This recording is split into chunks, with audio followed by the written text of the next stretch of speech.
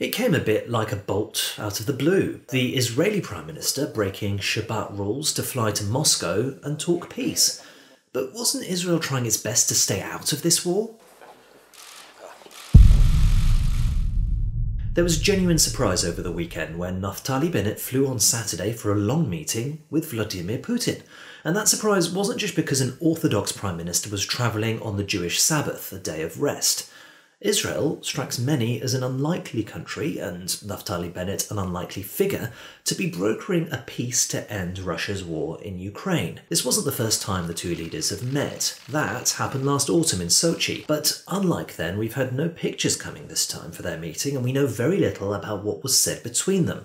All we've had is this photo. What we do know is that the meeting lasted 3 hours, and that Bennett flew on from Moscow to Berlin, where he had dinner with the German Chancellor Olaf Scholz. Bennett also had multiple phone calls with the Ukrainian President Volodymyr Zelensky, and there was another call the next day with Putin himself. It's likely this was an effort to broker some kind of a deal over the war in Ukraine. Publicly, though, the Israeli Prime Minister isn't giving much away. חזרתי לפני כמה שעות ממוסקבה ומברלין.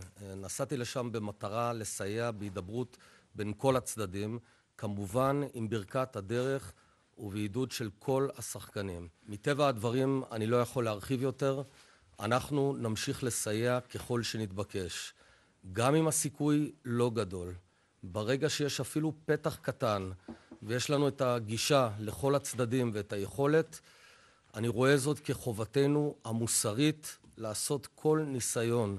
Which doesn't tell us very much. Israel has so far been trying hard not to get involved in this war. It hasn't joined the West in sanctions on Russia. It's criticised the invasion, but you haven't heard language like this. The president of Russia is plainly doubling down. He's decided that he's going to continue with an all-out onslaught. Tout ça n'est pas sérieux, c'est du cynisme, moral et politique. When dictators do not pay a price for their aggression, they cause more chaos. Also, unlike the West, Israel has resisted sending lethal weapons to the region, which frustrated this Ukrainian ambassador in Tel Aviv, who says the ban includes helmets. Explain me as a human being, not as an ambassador of Ukraine, not as a diplomat. You please tell me how you can kill with this thing.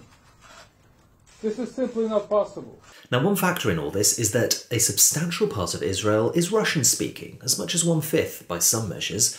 Over the past 75 years, nearly 1.3 million people born in Russia, Ukraine and other former Soviet countries have emigrated to Israel. That makes them influential.